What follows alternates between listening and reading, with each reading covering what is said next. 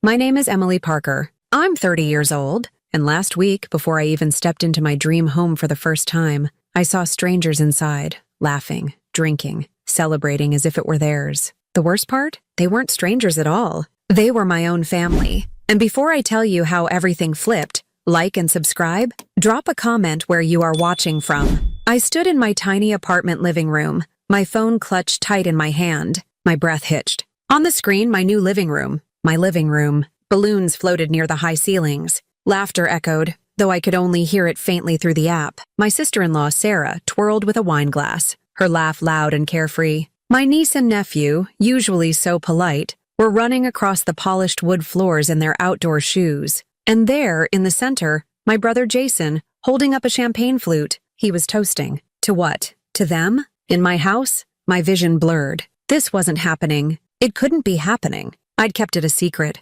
Every single person in my life. A deep, cold dread settled in my stomach. They were celebrating. In my dream house? The one I hadn't even set foot in as an owner yet. The one I had bled for. I zoomed in on the screen. Jason's face was bright, full of an easy confidence I'd always envied. He was saying something, a grand gesture with his free hand. Sarah was nodding, smiling up at him, like he was the most brilliant man alive. And the kids? They were bouncing on my new couch. The one I picked out specifically because it was tough and durable and wouldn't show every little spill, but they weren't being careful. They were just being themselves, in my house. My first moment, stolen, right there, on a tiny screen. I could feel the anger starting to bubble, hot and sharp, beneath the icy shock. But mostly it was just a profound, gut-wrenching sadness, a feeling I knew all too well. This wasn't just about a house. It was about everything they'd always taken. Everything they'd always assumed, and now they were doing it again, right under my nose. Or, more accurately, right on my security camera feed. My family, the ones who were supposed to protect you, they were the ones doing the hurting. Again. 2. Backstory. The dream home. To understand what that house meant, you have to understand what my life was. It wasn't a life of grand tragedies or dramatic hardships. It was a life of 1,000 tiny cuts, of being systematically overlooked, of a quiet, relentless erosion of self. I was the responsible one, the dependable one. In my family, those were not compliments. They were job descriptions for the person who was expected to ask for nothing and give everything. My career as a nurse was a perfect example. To my parents, it was a nice, stable job for a girl like you. They never saw the reality of it. They never saw me during a 16-hour double shift, running on stale coffee and sheer adrenaline. My feet aching so badly it felt like I was walking on broken glass. I remember one particularly brutal night in the ICU. We were short-staffed, and I was juggling 3 critical patients. One of them, an elderly man named Mr. Henderson, was fading fast. His family couldn't make it in time. For the last hour of his life, I sat with him, holding his frail, paper-thin hand, talking to him softly so he wouldn't die alone. I went home that morning as the sun was coming up, so emotionally and physically drained that I just sat in my car in the hospital parking lot and cried for 10 minutes before I could trust myself to drive. That shift earned me overtime pay. I remember looking at the extra $280 on my pay stub and thinking, that's a new kitchen faucet. That shift paid for the faucet in my dream house. Every sacrifice had a tangible goal. Every ounce of my pain and exhaustion was being converted into something real, something permanent. Something mine. Meanwhile, my brother Jason lived in a completely different reality. He was the golden child, the one all the hopes and dreams were pinned on. He was charming and handsome, with a quick laugh and a story for every occasion. He drifted through life on a cloud of my parents' unwavering belief in his potential. He'd had a dozen jobs since college, none lasting more than a year. There was the startup he launched with $20,000 of our parents' retirement savings. A vague tech idea that dissolved within 6 months. It wasn't a failure, of course. According to my father, it was a valuable learning experience about the realities of venture capitalism. There was the real estate course he took, which led to nothing but a new convertible he convinced my dad to co-sign for, because he needed to project success. He was fired from a sales job for not meeting his quota, but the story we were told at Sunday dinner was that he'd quit because of his unethical boss. Every failure was reframed as a stepping stone. Every misstep was someone else's fault. And through it all, he and his wife Sarah lived a life that was far beyond their means, but perfectly in line with their sense of entitlement. They took ski trips to Colorado and beach vacations to Mexico, funded by loans from my parents that were never meant to be repaid. Sarah wore designer handbags and got weekly manicures, while I was carefully darning a hole in my favorite pair of scrubs to make them last another 6 months.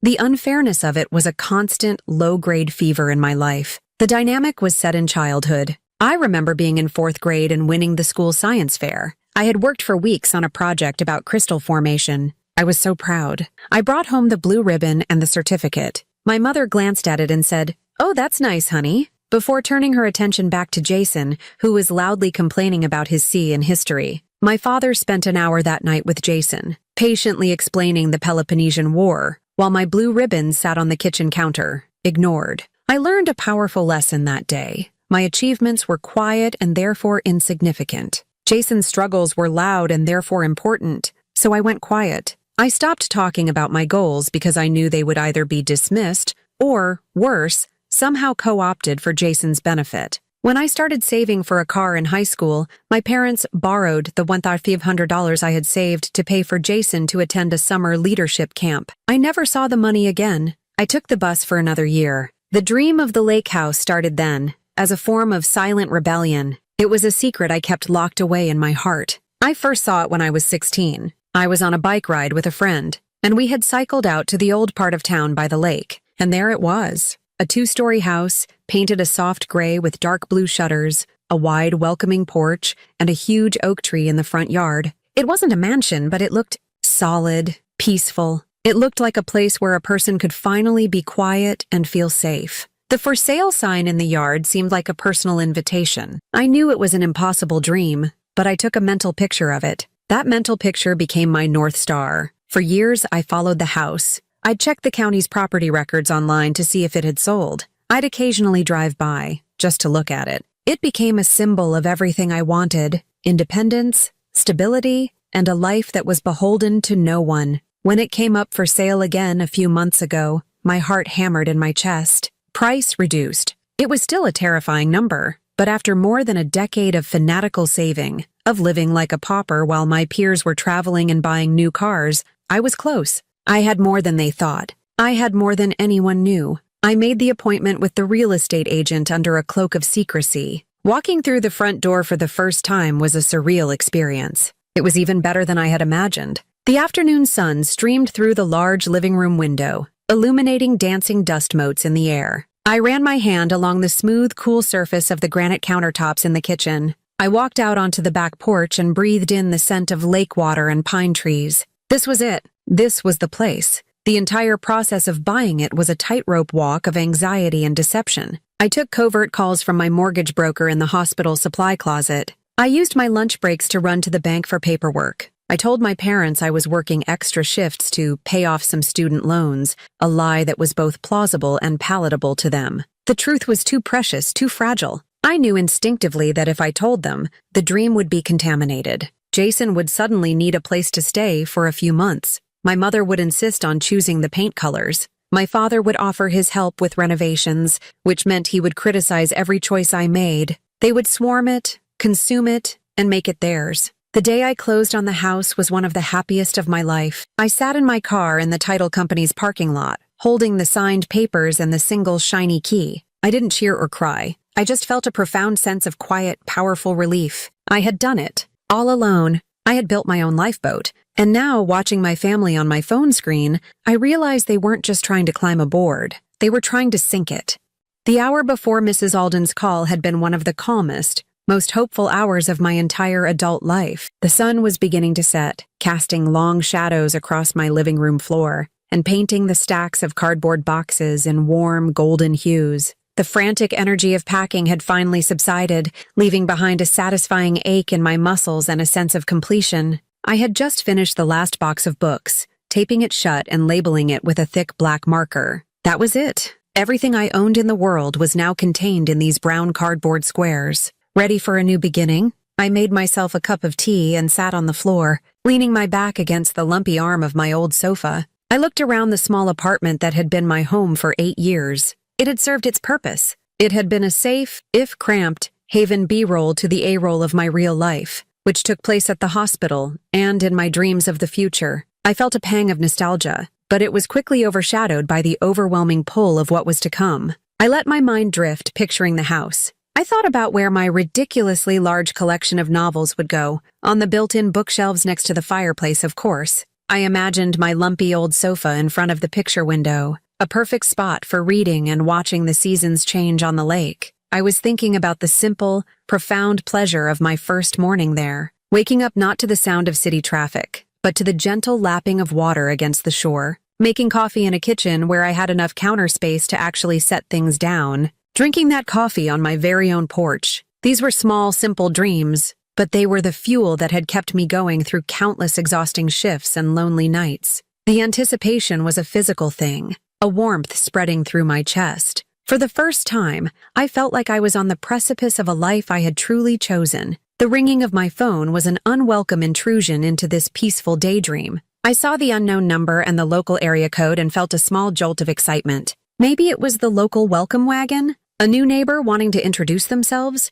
I answered with a genuine warmth in my voice, ready to embrace my new community. The moment Mrs. Alden introduced herself, that warmth grew. I remembered her vividly from the walkthrough. She had a kind, crinkled smile and hands that were perpetually covered in a fine layer of dirt from her beloved garden. She represented the kind of neighborly peace I was so desperately seeking. But as she spoke, the warmth in my chest turned to ice. Her words came in hesitant, worried bursts. Lights on, music playing, cars in the driveway. Each phrase was a small, sharp blow, chipping away at the peaceful fantasy I had constructed. I tried to deflect, to find a logical anchor in a sea of rising panic. The agent? The old owners? But her gentle, persistent descriptions dismantled each of my rationalizations. "No, dear, it's definitely not the agent," she said, her voice full of a grandmotherly certainty. "The man on the porch, he's a big, boisterous fellow. Very pleased with himself." I heard him on the phone laughing. He said, "Yeah, the view is killer. I can't wait to get the boat out on the water. He's acting like he owns the place." My throat tightened. A boisterous man, pleased with himself, acting like he owned the place. It was a perfect description of my brother Jason, but it couldn't be. He didn't have the address. He didn't have a key. And the woman, Mrs. Alden continued, oblivious to my internal crisis. "She's very glamorous." She was directing two younger men who were carrying in what looked like cases of wine. She told them, "Put it in the pantry for now. I'll organize it all tomorrow." She said it with such authority, dear, like a queen in her castle. Sarah. It had to be Sarah. The casual command, the cases of wine, the assumption of control. A wave of dizziness washed over me. How? The question hammered at my brain. How? How? How? And the balloons, Mrs. Alden added, her voice dropping as if sharing a crucial piece of a puzzle. "I saw them when the woman opened the front door. A whole bunch of them tied to a chair in the dining room. It's a party, Emily. There's no doubt about it. I can't imagine why they wouldn't have waited for you. It seems so rude." Rude. The word was so quaint, so inadequate for the monumental violation she was describing. It wasn't rude. It was a home invasion, perpetrated by my own blood. I tried to keep my voice even, but it came out as a strangled squeak. "Mrs. Alden, I don't know what to say. No one was supposed to be there." "No one? Oh, you poor dear," she clucked sympathetically. "I was afraid of that. I knew something wasn't right. The whole thing feels off, like a play where the main actor hasn't shown up yet. You just call me back if you need anything, all right? If you need me to go over there and give them a piece of my mind, you just say the word. I may be 82, but I can still wield a garden trowel with some menace." I managed a weak, watery laugh. "Thank you, Mrs. Alden. Really, you were right to call. I have to figure this out." After I hung up, the phone slipped from my numb fingers and clattered onto the hardwood floor. I didn't move to pick it up. I just sat there on my box labeled fragile, surrounded by the neatly packed pieces of my old life, while the vision of my new life was being desecrated just a few miles away. The silence in the apartment was deafening. The ticking of the clock on the wall sounded like a countdown to a disaster that had already happened. My mind, usually so clear and methodical, was a chaotic storm of questions and accusations. How did they get the address? How did they get a key? Did my parents know? The last question landed with a sickening thud in the pit of my stomach. Of course they knew. This elaborate, audacious takeover was not something Jason could have orchestrated on his own. It had the hallmarks of my parents enabling all over it. The quiet manipulation, the feigned ignorance, the complete disregard for my feelings. I stood up and began to pace the narrow corridor between the boxes,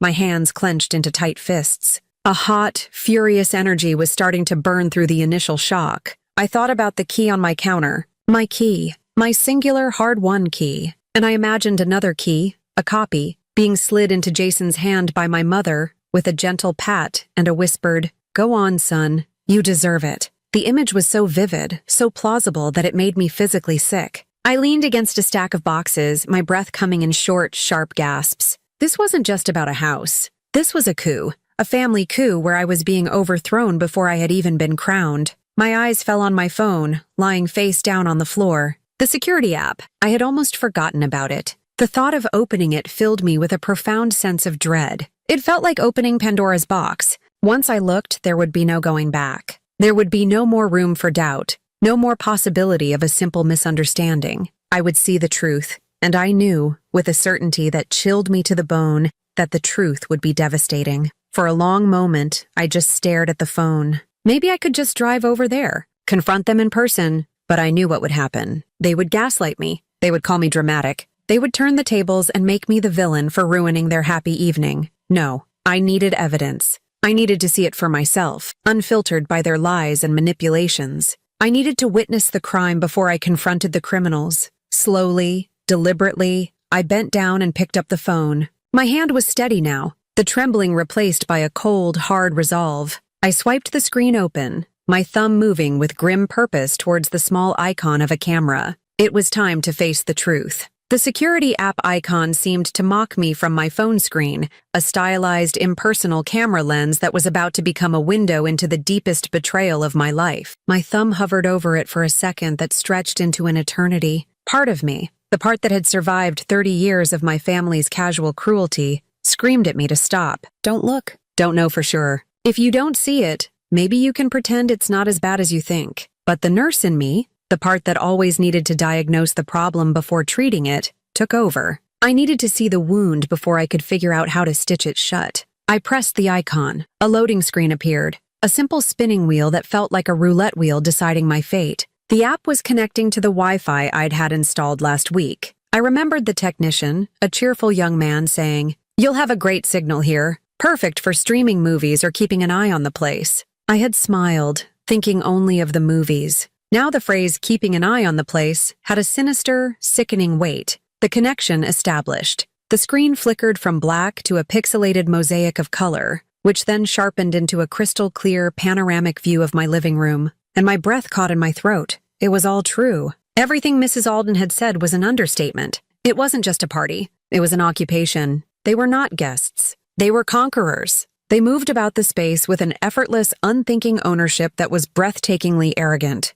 My gaze was drawn first to the details of the house itself, the things I had chosen with such care. The walls, painted in a shade called morning fog, were supposed to be a calming, serene backdrop. Now they were the backdrop for my brother's boorish celebration. The stone fireplace, which I had envisioned with a simple, elegant mirror above it, was currently being used as a shelf for empty beer bottles. And the floors, the beautiful wide plank oak floors that I had stretched my budget to the absolute limit for, were being treated like the floor of a public bar. Someone had spilled something sticky near the entrance to the kitchen, a dark puddle that no one was making any move to clean up. My nephew Ben was driving a toy truck across them, the plastic wheels making a grating sound that I could almost feel in my teeth. I panned the camera's view. My eyes landed on my sister-in-law, Sarah. She was holding court by the kitchen island, a glass of red wine in her hand. She was telling a story, gesturing grandly, her bracelets jangling. I zoomed in, the audio becoming clearer, and Jason just said, "You know what? We need this. The kids need a yard. I need an office that isn't a corner of the bedroom." He just made it happen. He's always been like that. When he decides he wants something, he gets it. The lie was so bald-faced, so audacious, that it took my breath away. He made it happen, as if the down payment had magically appeared from his sheer force of will, as if the mortgage was being paid by his potential. The other women around her, friends of hers I vaguely recognized, were nodding in admiration, their eyes wide. "He's amazing," one of them gushed. "You guys are so lucky." Lucky. The word was a punch to the gut. I thought of the endless nights I had spent studying for my nursing exams, the years of back-breaking work, the relentless, soul-crushing frugality. I thought of the time I had to have a cavity filled without anesthetic because the extra cost for the injection wasn't in my budget that month. That was what made this happen. Not Jason's charm, not his ambition, my pain, my sacrifice. Then the camera caught Jason himself. He had his arm slung around my father's shoulders. My father, who was supposed to be 2 states away on a fishing trip. Another lie. My dad was beaming, his face flushed with pride and champagne. "I always knew you had it in you, son," he said, clapping Jason on the back. "This is what a man does. He provides a home for his family. A real home." My mother was there too, standing beside them, her face a mask of maternal adoration. She adjusted Jason's collar, her hands fluttering with pride. "Your grandfather would be so proud to see the family name on a house like this," she said. The family name? The irony was a bitter pill. The family name on the deed, on the mortgage, on every single legal document was Parker. Emily Parker. Mine. But that was a detail they had conveniently erased. In their narrative, I didn't exist. I was not the provider. I was not the one carrying on any kind of legacy. I was a ghost in my own triumph. My eyes scanned the rest of the room. My Aunt Carol was there, running her hand over the back of the sofa. "Is this new?" she asked Sarah. "It's beautiful, isn't it?" Sarah replied with a smug smile. "We had it custom made. The fabric is imported. My sofa, the one I had ordered from a mid-range furniture store after months of research and saving. The one I had a 5-year payment plan for. Custom made, imported. The ease with which they stole not just my property but the very facts of its existence was dizzying. They were building a whole new reality in my living room, a fiction where they were the heroes, the deserving inheritors of a beautiful life. The rage that had been simmering inside me began to boil. It was a clean, pure fury. This was not a misunderstanding. This was a conspiracy. They had all been in on it. My parents, my brother, my sister-in-law. They had planned this. They had waited for me to do all the hard work, the saving, the applications, the inspections, the closing, and then they had simply swooped in at the last moment to claim the prize. My finger moved on the screen, swiping to the camera that covered the dining room. There, on the table I had bought with my first ever bonus check from the hospital, sat a large, professionally decorated cake. In swirling blue icing, it read, "Congratulations, Jason and Sarah, on your new home." That was it, the final undeniable proof. The concrete evidence of their premeditated theft. They had ordered a cake. They had invited guests. They had turned the most significant achievement of my life into a party celebrating their own breathtaking entitlement. I felt a strange, chilling calm descend over me. The hurt was still there, a deep, aching chasm in my chest. But the anger had sharpened into a point. It was no longer a chaotic emotion. It was a tool. They had underestimated me. They had always underestimated me. They saw plain Emily, the quiet, dependable girl who would eventually just sigh and accept the injustice, because that's what she had always done. They thought they could just take my house and I would just let them. They were wrong. I stood up, my back straight. I looked at the smiling, laughing faces on my phone screen one last time. They were so happy, so confident, so utterly secure in their belief that they had won.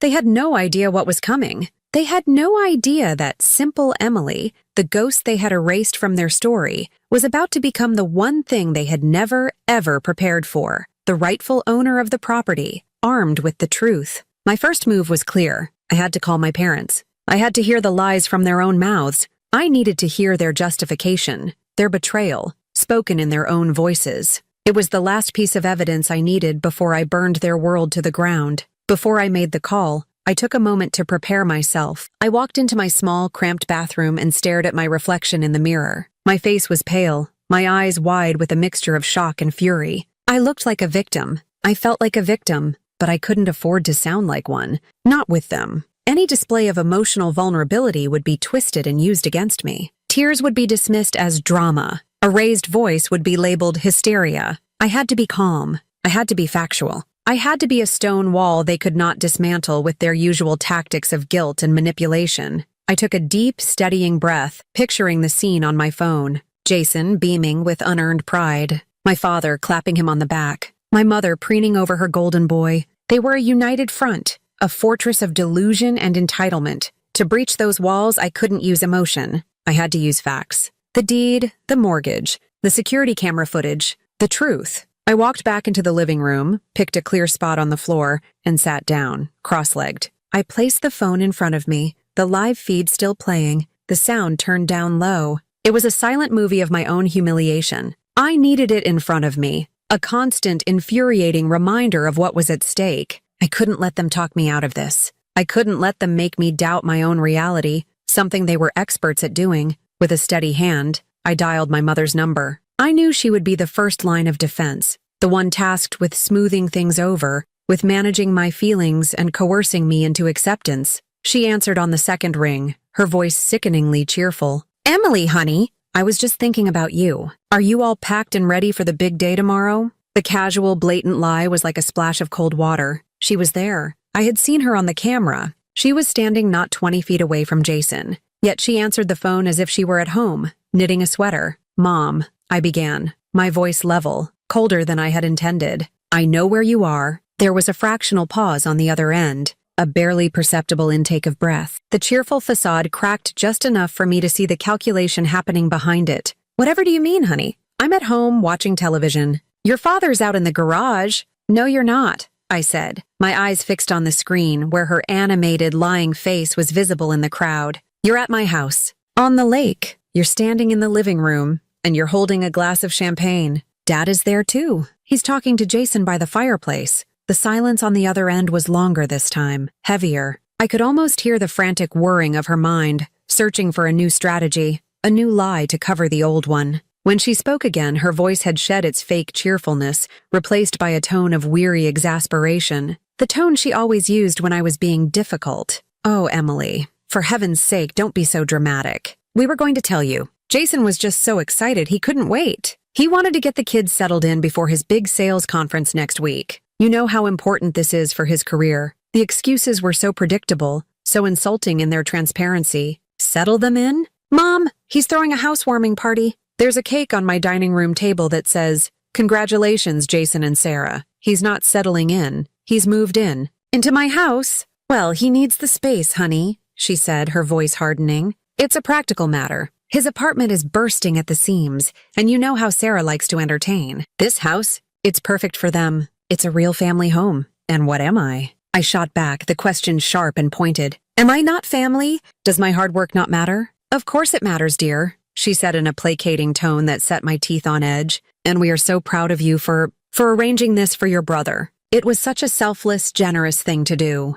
I almost choked. The sheer, unmitigated gall of it left me speechless for a moment. They weren't just taking my house. They were trying to reframe the theft as a gift from me, a noble sacrifice I had made for the good of the family. They were trying to make me a willing participant in my own erasure. "I didn't arrange anything, Mom," I said, my voice dangerously low. "I bought the house for me, with my money, from my job. Jason had nothing to do with it. He is trespassing." "Trespassing! That's a horrible word, Emily," she gasped, her voice dripping with manufactured shock. "He is your brother. This is a family matter, not some legal squabble. We were thinking it would be a wonderful investment for you. You let Jason and his family live there, maintain the property, and you'll have a lovely asset for your future." Suddenly, my father's gruff voice cut in. He must have taken the phone from her. "Emily, that's enough. Your mother is right. Stop making a scene. You bought a house that's too big for you. Your brother needs a house. It's a simple solution. He'll cover the utilities, and you can handle the mortgage. It's a smart financial arrangement." His words, so cold and pragmatic, were somehow more painful than my mother's emotional manipulations. He had reduced my dream to a line item on a budget, a smart financial arrangement that benefited everyone but me. He saw no emotional component, no sense of achievement, no pride. He just saw an asset to be allocated to the person he deemed more deserving. "It's not a financial arrangement, Dad," I said, my voice shaking with a rage I could no longer contain. "It's my home. Do you understand that? Mine, the place I was going to live, the future I built for myself." "Don't get hysterical," he grumbled. "You're single. You work all the time. What do you need with 4 bedrooms and a yard? Be realistic. This is for the best. Jason has a family to think about. He's the man of the family. He needs this kind of support. You should be happy to help him, the man of the family." The phrase hung in the air between us, a toxic cloud of everything that was wrong with our family. Jason, the irresponsible, debt-ridden man-child, was the man of the family, and I, the self-sufficient, responsible woman who had just single-handedly purchased a $500,000 property, was expected to be his support system. The combined force of their delusion was staggering. They had created a narrative so complete, so hermetically sealed against the truth, that there was no way for me to penetrate it. In their story, they were the wise, benevolent parents, making a sensible decision for the good of their children. Jason was the deserving, ambitious son, finally getting the home he was owed, and I was the selfish, dramatic, hysterical daughter making a fuss over just a house. I realized then that I was not going to get an apology. I was not going to get understanding. I was not even going to get a sliver of acknowledgement of the truth. They were never going to see me, because they were too blinded by the blazing glory of their golden boy. A profound, sorrowful clarity washed over me. The Emily who craved their approval, the Emily who just wanted them to be proud of her, died in that moment. She was a casualty of their relentless favoritism.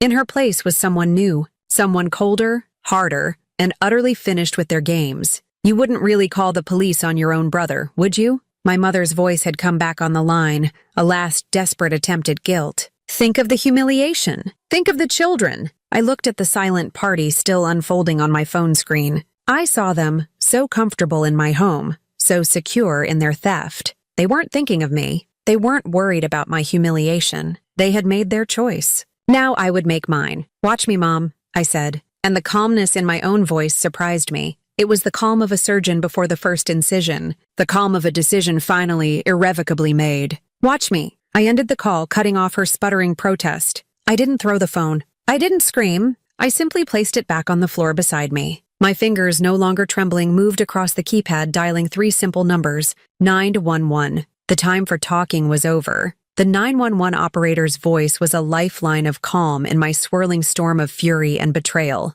911, what is your emergency? I took a breath, forcing the tremor out of my voice. Yes, I need to report intruders in my home. My own words sounded foreign, like something from a movie. This wasn't something that happened in real life. Not like this. Okay, ma'am. What is the address? I gave her the address of the lake house, my voice clear and steady. The operator's fingers clacked on a keyboard in the background, a methodical sound that was somehow reassuring. And you are not at the residence now? No, I confirmed. I'm at my apartment. I'm watching them on my home security cameras. There was a brief pause. You can see them in the house right now? Yes, it's a party. There are at least a dozen people inside. They broke in. I chose the words carefully. What they had done was a form of breaking in. Even if they had a key they had no right to possess. Do you know these individuals, ma'am? This was the question I had been dreading. The one that separated this from a simple burglary and turned it into something messy, something ugly. Yes, I said, the word tasting like ash in my mouth. It's my family. Another pause, this one longer. I could sense the operator shifting gears, moving from a standard breaking and entering call to something more complicated. Okay, ma'am. And they do not have your permission to be there? No, I stated firmly, the anger rising again, clean and sharp, burning away the doubt. They do not. I am the sole owner of the property. I have the deed. I closed on it last week. My move-in date is tomorrow. They are trespassing. I want them removed from my property. I understand, ma'am. We will dispatch officers to the location. Can you give me your name and a contact number? I gave her the information. As she confirmed the details, I watched the silent movie still playing on my phone. Jason was now attempting to open a bottle of champagne with a dramatic flourish, making everyone laugh. They were so comfortable, so oblivious. They had no idea that the world they had built inside my house was about to come crashing down. Officers are on their way. Ms. Parker, it's recommended that you meet them at the residence to verify ownership and make a statement. I'll be there in 20 minutes,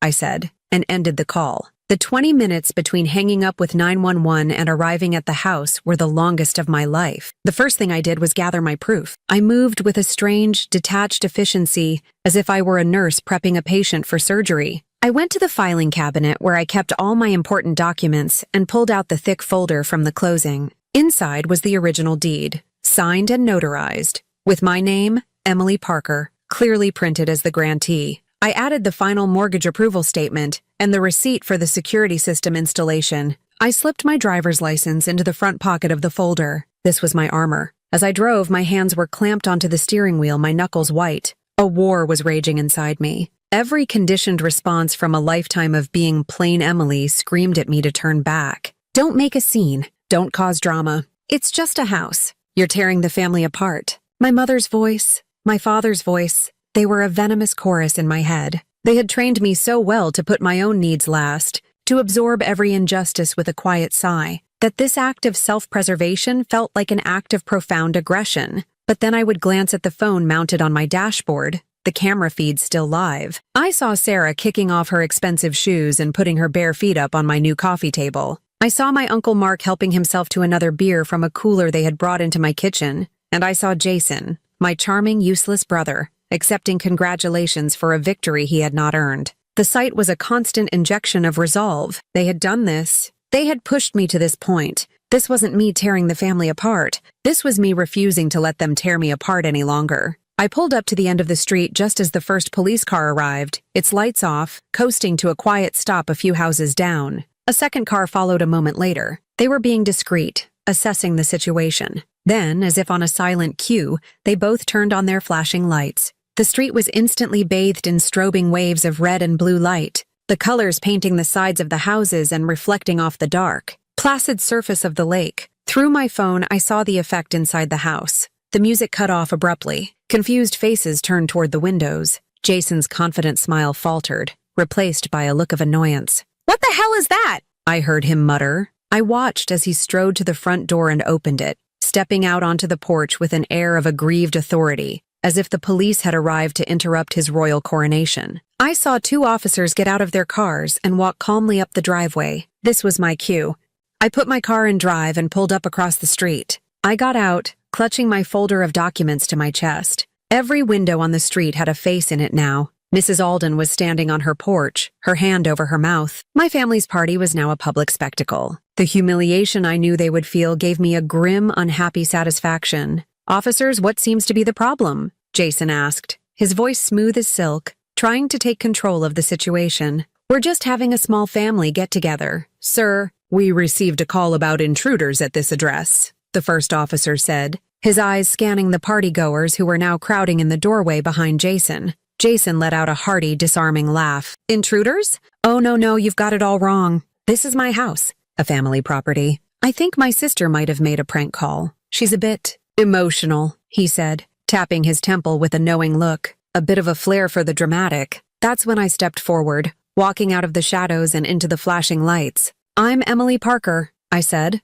my voice cutting through the air, clear and steady. "I'm the one who called." Jason's face went slack with shock. My parents, who were now standing behind him, looked horrified. My mother's face was a mask of pale, trembling disbelief. My father's was dark with thunderous rage. "Emily!" my mother hissed. "What have you done?" I ignored them. I walked directly to the lead officer, extending the folder. "Officer, my name is Emily Parker. This is the deed to this property, which is in my name only. This is my driver's license, which matches the name on the deed. These people are trespassing in my home, and I want them removed." The officer took the folder. His expression was neutral, professional. He scanned the deed, then looked at my ID. He shined his flashlight on the document, then back at my face. He nodded slowly. His partner was watching Jason, his hand resting casually on his belt. The dynamic had shifted instantly. Jason was no longer the charming homeowner. He was a potential suspect. "Sir," the officer said, his voice now devoid of any pleasantry, addressing Jason, "this document states that Emily Parker is the sole owner of this property. We're going to have to ask you and your guests to vacate the premises immediately," Jason sputtered, his charm evaporating into panicked rage. "Vacate? This is my house." "She's lying." "Dad, tell them." My father stepped forward, his face purple. "This is a family dispute, officer. You have no right to be here." "Sir, right now this is a trespassing complaint," the second officer said, his voice firm. "And we have a legal document of ownership right here. You all need to leave now." The reality of the situation finally began to sink in. The party was over. Sarah, who had been watching from the doorway, let out a venomous hiss. "You will not get away with this, Emily. You psycho." My mother burst into tears, the loud, theatrical sobs she always used to get her way. "Emily, how could you do this to your own brother? To your family? In front of all these people?" The guests, Jason's friends, and our extended family began to back away, melting into the shadows, not wanting to be part of the official police action. The humiliation was complete. One by one, my family was escorted out of my house. They were told to collect their essential belongings and leave the rest. The cooler, the leftover cake, the cases of wine,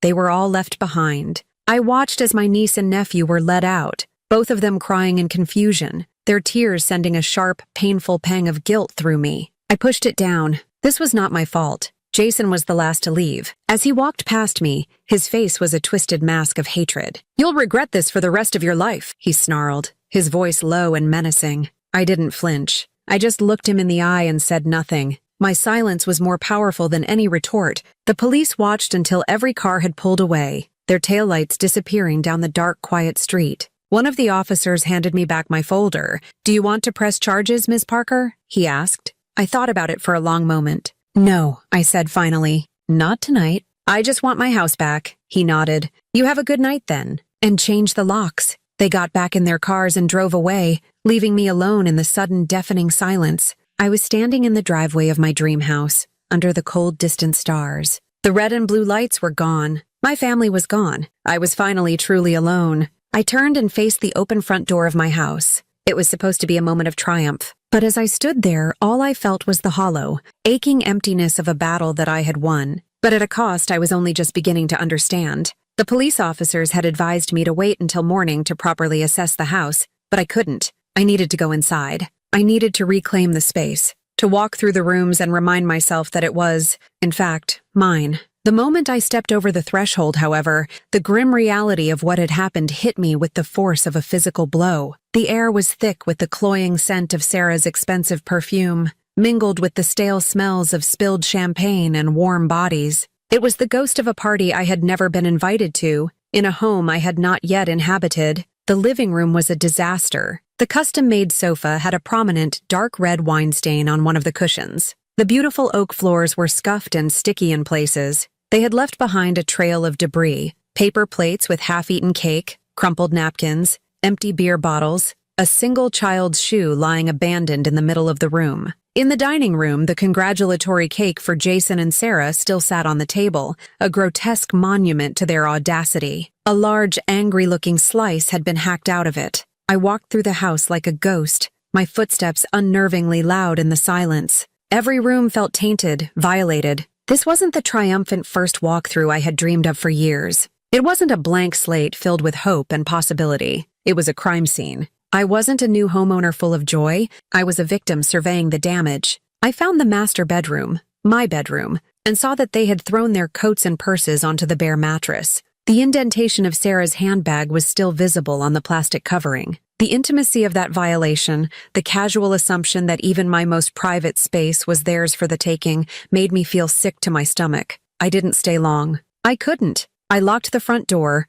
the click of the deadbolt echoing in the empty house, and drove back to my apartment. I didn't sleep that night. I just sat on my sofa, wrapped in a blanket, and stared into the darkness, the events of the evening replaying in my mind on an endless loop. The victory felt hollow, and the silence from my family was a heavy, ominous blanket. The blanket was ripped away at 7 a.m. the next morning. My phone, which had been silent all night, lit up with the first incoming text. It was from my mother. It wasn't a single message. It was a novel. A long, scrolling block of text that was a masterclass in emotional manipulation and guilt. "Emily, I don't even know what to say. I am just sick with disappointment. I lay awake all night thinking about what you've done. Do you have any idea of the damage, the humiliation you have caused? Your brother's children were terrified by the police." Lily cried herself to sleep, asking why Aunt Emily hated them. "Jason's reputation with his friends, with our family, is in tatters. And for what? For a house? For some wooden drywall?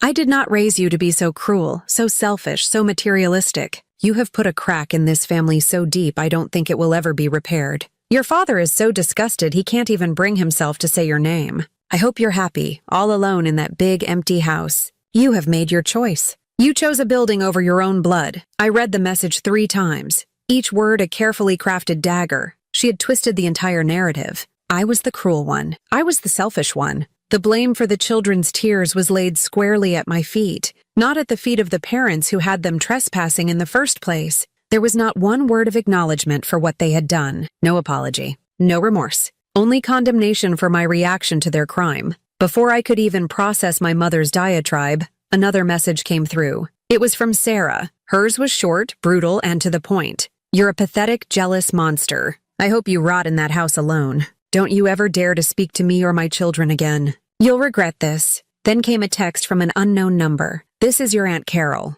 I just heard from your mother what happened. I am shocked and appalled at your behavior. After everything this family has done for you, to steal from your own brother and then humiliate him with the police is unforgivable. Do not call me again." The smear campaign had begun. The speed and efficiency with which they had spread their version of events was breathtaking. In their story, I was the villain. Jason was the victim, and they were all lining up to pledge their allegiance to his cause. I realized with a sickening certainty that they had probably been laying the groundwork for this lie for weeks. They had likely been telling people that Jason was buying a house, that I was helping him out with the finances. My secrecy, which I had thought was my protection, had become their greatest weapon. It had created a vacuum of information that they were now happily filling with their own toxic fiction.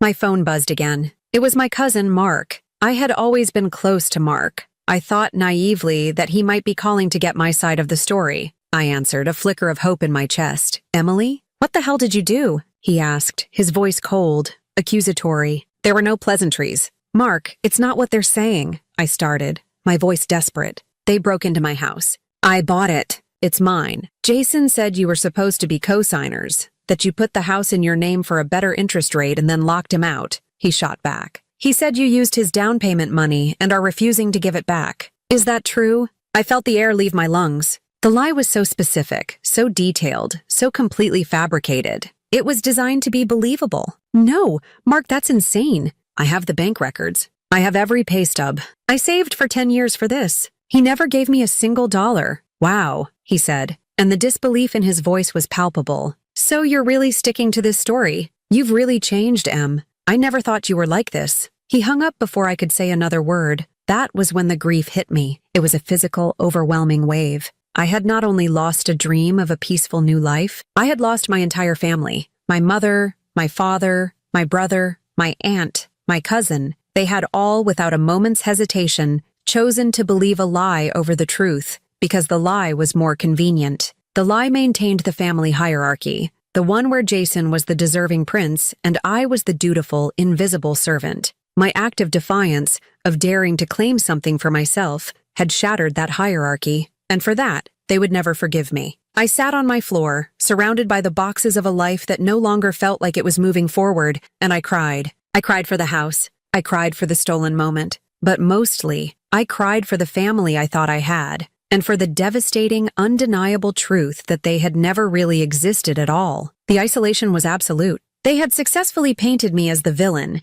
and in doing so had left me completely and utterly alone. For 2 days, I existed in a fog of grief and isolation. I didn't answer my phone, which continued to buzz with texts from unknown numbers, messages from distant relatives who had been drawn into the drama, all of them variations on the same theme. "I'm so disappointed in you." I didn't eat. I barely slept. I just moved from my bed to my sofa and back again, the weight of my family's collective condemnation pressing down on me, making it hard to breathe. The doubt, that insidious weed they had planted in my mind my whole life, began to sprout. Was I too harsh? Did I overreact? Maybe I should have just talked to them. Maybe I could have worked something out. The turning point came on the 3rd day. A certified letter arrived. A crisp, official-looking envelope that felt cold to the touch. It was from a law firm I didn't recognize. My hands trembled as I tore it open. It was a cease and desist letter and a demand for payment. It was from a lawyer representing my brother, Jason Parker. The letter was a work of pure fiction. It claimed that I had entered into a verbal agreement with my brother to act as a financial vessel for his purchase of the property. It stated that he had provided me with $50,000 in cash for the down payment, a sum he had received from a private business transaction. It accused me of unlawfully occupying the property and converting his personal funds for my own use. It demanded that I immediately vacate the premises and repay him the $50,000, plus damages for emotional distress, within 30 days, or he would be forced to pursue further legal action. Reading the letter was like being electrocuted. The sheer audacity, the calculated legalistic cruelty of it, shocked me out of my grief-stricken stupor. $50,000? A verbal agreement? This wasn't just a family smear campaign anymore. This was a deliberate, premeditated attempt at extortion. Jason wasn't just trying to win the argument. He was trying to ruin me, to bury me in legal fees and baseless accusations until I broke and gave him what he wanted. He wasn't just trying to steal my house. He was trying to steal my entire future. In that moment, something inside me shifted. The grief and the doubt were burned away by a white-hot, clarifying rage. The time for passive defense was over. The time for hoping they would see reason was a foolish dream. This was a war, and they had just launched a major offensive. It was time for me to launch a counterattack. My first call was not to my family, but to a lawyer. I found a highly rated real estate and civil litigation attorney in the phone book. Her name was Margaret Walsh. When I got her on the phone, I didn't cry or get hysterical. I calmly and methodically laid out the facts, from the secret purchase of the house to the party to the police call and, finally, to the demand letter I was holding in my hand. When I was finished, there was a long silence on the other end of the line. "Then," Ms. Walsh said, her voice a mixture of professional calm and sheer disbelief, "Ms. Parker, in my 20 years of practicing law, this is one of the most brazen attempts at property fraud I have ever encountered. What your brother and your family have done is not just unethical, it is illegal, and we are going to shut it down." Hearing that validation from a calm, authoritative stranger was like a dam breaking inside me. I wasn't crazy.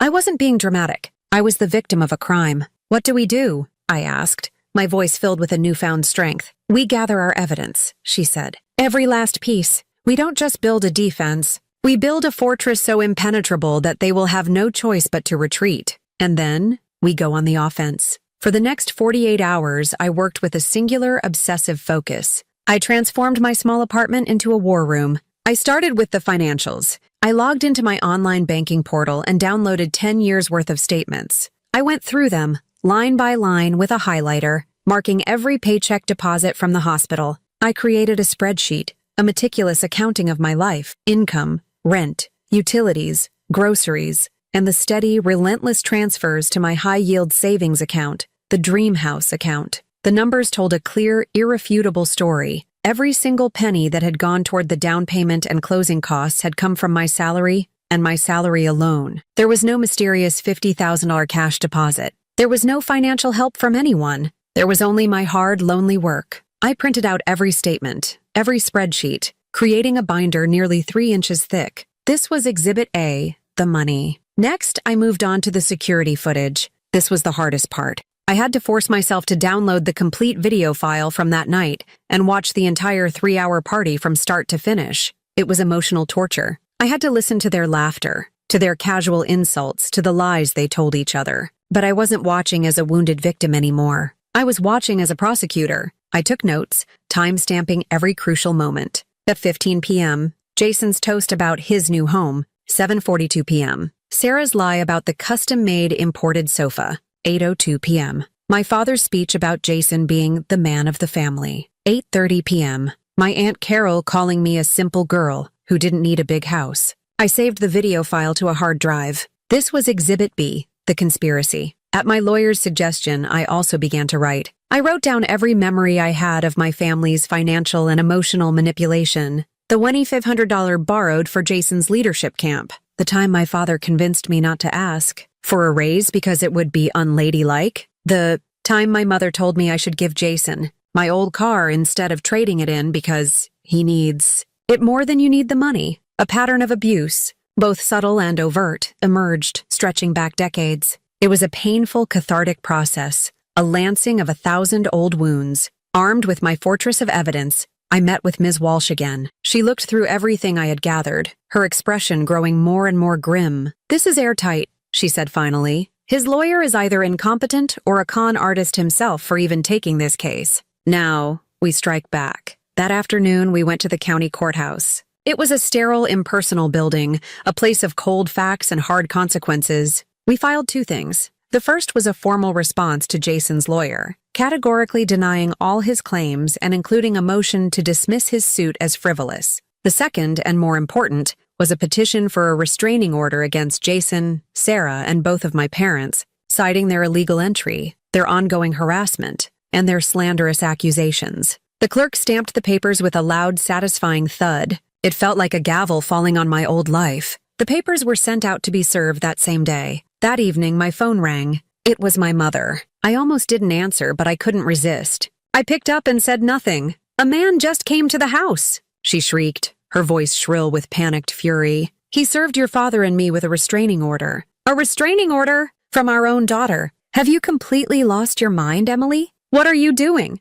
I let her scream for a moment longer, then I said, my voice as calm and cold as a frozen lake, "I'm protecting my property. And I'm protecting myself. A lawyer will be in touch." I hung up the phone. The power dynamic had shifted. The fear was no longer mine. It was theirs. And it was a strange, terrifying, and profoundly liberating feeling. The counterattack had begun. The day of the restraining order hearing was gray and overcast, the sky a flat, oppressive sheet of white that perfectly matched the sterile, institutional pallor of the courthouse. I sat beside my lawyer, Margaret Walsh, at a long, polished table. I was wearing a simple navy blue dress, the most professional-looking thing I owned. My hands were folded neatly in my lap, but inside my stomach was a churning knot of anxiety and dread. This was it. This was the moment where my family's private dysfunction would be laid bare under the cold, impartial light of the law. They were already there, sitting at the opposite table. Jason, Sarah, my mother, and my father. They were a united front of indignation. Jason was wearing a suit that was slightly too tight,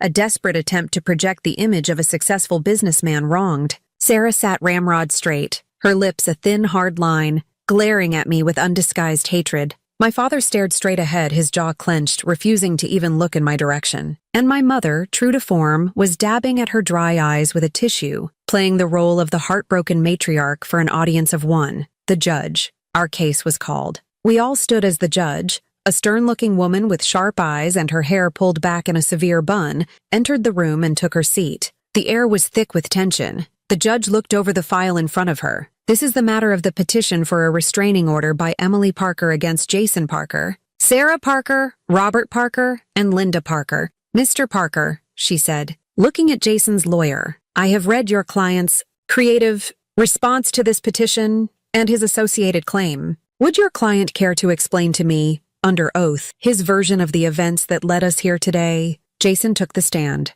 As he walked past me, he shot me a look of pure venom. He settled into the witness chair, adjusted his tie, and turned on the charm. He smiled at the judge, a practiced, easy smile that had worked on our parents his entire life. Your Honor, he began, his voice smooth and reasonable. This is all just a terrible, terrible misunderstanding that has been blown completely out of proportion by my sister, Emily. She's a wonderful girl, but she's always been a bit overwhelmed by big decisions. When this house came on the market, a place our family has admired for years, I saw an opportunity. I had come into some money from a private investment, and I wanted to provide a stable home for my wife and children, but my credit wasn't perfect. Emily, being the sweet sister she is, offered to help. We had a verbal agreement. I would give her the $50,000 for the down payment, and she would put the mortgage in her name to secure a better rate. The house was always meant to be for my family. I was shocked, truly shocked, when she changed her mind at the last minute and called the police on us during our housewarming party. He delivered the speech flawlessly. He sounded convincing. He sounded like the victim. I could see my mother nodding along, tears now genuinely welling in her eyes. I felt a flicker of the old doubt. He was so good at this, so practiced at twisting reality to suit his needs. Ms. Walsh stood up. Mr. Parker, she began, her voice devoid of emotion. You state you gave your sister $50,000 in cash? That's correct, Jason said confidently. And where did this cash come from? As I said, a private business transaction, he replied evasively. I see. A transaction for which you have no receipt, no bank withdrawal slip, no record whatsoever. Jason's smile tightened. It was a cash deal. These things happen in business. Ms. Walsh nodded slowly. Indeed. Your Honor, I would like to present Exhibit A. She placed the 3-inch binder of my financial records on the clerk's desk. These are Ms. Parker's complete bank statements for the past 10 years. They show a decade of methodical saving from her salary as a registered nurse. They show the direct transfer of funds from her savings account to escrow for the down payment. What they do not show is a cash deposit of $50,000 or anything close to it. They tell a very clear story, Your Honor. The story of a woman who earned and saved every single penny that bought this house. The judge peered down at the binder through her reading glasses, flipping through a few pages. Jason's confident posture began to wilt. Now, Mr. Parker, Ms. Walsh continued, you claim the house was always meant for you. You had a party to celebrate this, correct? A housewarming party? We were celebrating a new chapter for our family, Jason said defensively. A new chapter that began in a house you didn't own. It wasn't a question. Your Honor, I would like to present Exhibit B. An assistant wheeled in a television and a DVD player. A knot of pure dread and vindication tightened in my stomach. Ms. Walsh inserted the disc. This is security footage from the evening in question, taken from Ms. Parker's own security system. She hit play. The courtroom was silent as my living room appeared on the screen. The image was crystal clear. We all watched as Sarah bragged about the custom-made imported sofa. We watched as my father toasted Jason for being the man of the family. And then came the main event. The camera was perfectly positioned, the audio crisp and clear, as Jason raised his glass of champagne, his face beaming with arrogant pride. "Here's to new beginnings." His voice boomed through the quiet courtroom. "To family, to fresh starts. It's been a long road, but we finally have a place to call our own. A real home for my family." The video played on, but the judge held up her hand. "That's enough," she said. The screen went black. The silence that followed was absolute. It was the most damning, most profound silence I had ever experienced. In that silence, every lie Jason had told, every justification my parents had made, every accusation they had hurled at me, evaporated. There was only the truth, naked and ugly, for everyone to see. I chanced to look at my family. Jason was staring at his hands, his face pale and clammy. Sarah's face was a mask of fury and utter humiliation. My father looked like he had been physically struck, his mouth slightly agape, and my mother was no longer pretending to cry. She was staring at the blank television screen, her face a mixture of shock and, for the first time, something that looked like shame. The judge took off her glasses and looked directly at Jason. Her voice was quiet, but it carried the weight of cold, hard steel. "Mr. Parker, I have seen and heard enough. The story you have told this court is a complete and utter fabrication. The evidence presented by Ms. Parker is irrefutable. This is her property. Your presence there, along with that of your family, was illegal." She then turned her gaze on Jason's lawyer. "And counsel, I would strongly advise you to reconsider the merits of the frivolous and potentially fraudulent claim you have filed on your client's behalf." The lawyer shrank in his seat. The judge's gavel struck the wood, the sound like a gunshot in the silent room. "The petition for a restraining order is granted, effective immediately, for a period of 1 year. The 4 of you will not come within 500 feet of Ms. Parker or her property. You will not contact her by any means. Any violation of this order will result in your immediate arrest. We are done here." She stood and swept out of the courtroom. It was over. My family sat frozen for a moment, as if they couldn't process what had just happened. Then slowly, they gathered their things and stood to leave. They didn't speak. They didn't look at me. Their arrogance, their indignation, their self-righteous anger, it was all gone, replaced by the quiet, bitter shame of being publicly exposed. As they walked past, my mother finally met my gaze. Her eyes were filled with a confusing mixture of anger and a deep, wounded sorrow. But there was no apology in them. There was only the knowledge that something had been broken forever. I had not shouted. I had not cried. I had not sought revenge. I had simply presented the truth. And the truth, in the quiet, sterile light of that courtroom, had been my silent, devastating, and total victory. After the hearing, Ms. Walsh and I walked out of the courthouse and into the now bright afternoon sun. The oppressive gray clouds had broken, and the city seemed sharper, more vibrant. "Congratulations, Emily," she said, giving my shoulder a firm, reassuring squeeze. "You did the right thing. It was hard, but you did it." "Thank you, Margaret," I said, my voice thick with an emotion I couldn't name. It wasn't joy. It wasn't triumph. It was a profound, bone-deep relief, the feeling of a heavy weight being lifted after carrying it for so long you had forgotten what it felt like to stand up straight. I didn't go back to my apartment. I didn't want to see the boxes, the remnants of my old life. Instead, I drove to the lake. I drove to my house. I parked in the driveway, my driveway, and walked up the path to the front door. I pulled out my key, the original, the one I had held in my hand with so much hope what felt like a lifetime ago. The locksmith had come the day after the incident, changing every lock and giving me a new, untainted set of keys. I slid this new key into the lock. It turned smoothly, and with a soft click, the door opened.